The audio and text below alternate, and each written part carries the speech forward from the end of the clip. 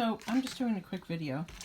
Today, while I was, in between work, I ran up here to the craft room and I had been playing with, I cut this the other day, my Dollar Tree craft board to make it fit. It needs to be 6 inches wide.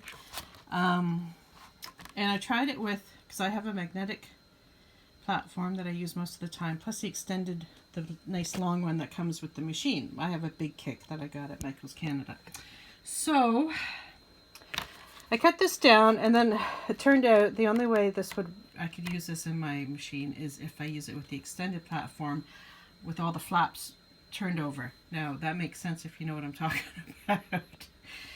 Anyway, so then I was watching some videos, and this lady, she shimmed hers up by gluing. I know, can you see my glue job? These, a couple pieces of these. So these are those chopping mats, right? Now these, I actually have a few packs. Turned out I had more than I thought, but that's a good thing. I usually leave one, which is this one. It's dirty. This is an old one that I bought for sewing and quilting years ago. This cutting mat. But anyway, so what I did was I ended up cutting 2 pieces. I did one as a trial, and I put it through. So I'll show you in a second. So I had like this on top. I had this on top of the magnetic platform, and put it through, and it didn't seem like it was going to work, but it did.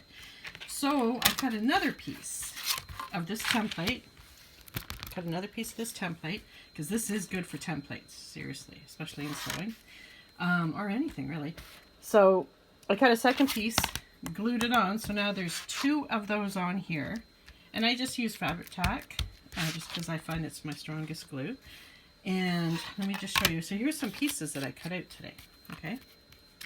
So I used my roller cutter when I was cutting these, going around. Now, I use scissors to cut this actual cutting board, the cutting mat. So it's a bit wonky. I tried to cut straight, but it's scissors and it's not really that cuttable. Anyway, okay, so let me show you. Go over here. Now, this is what I'm talking about. This is my magnetic platform. My extended one, the one that comes with this machine that goes all the way from one end to the other, basically, is stored somewhere else, okay? Because I don't use it that often. Anyway, so here's this. So you put this on the bottom, and then this is just like file folder, chipboard, or whatever you want to call it. So there's, so that's on there, and that's on there. And now, just grab the glass, or sorry, acrylic cutting plate. The other one I've stored with my other platform, because I only need one now. So we'll put it in, and let's go through. I usually like to go through twice when I'm cutting. You can feel it kind of release, like it's pushing down, and then when see, you hear that when it comes out. All right, so let's take that off.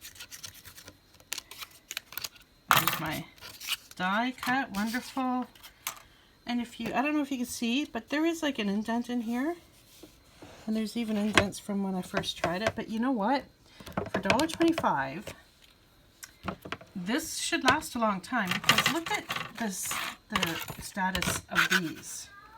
So if it's cutting into a self-healing mat, which may or may not heal, I don't really care, because even the templates that the chopboard templates that I glued to shim it up, that's all so inexpensive compared to the price of a set of these, and how you hate when you first mark it up. You know how it just looks so, well, look at it.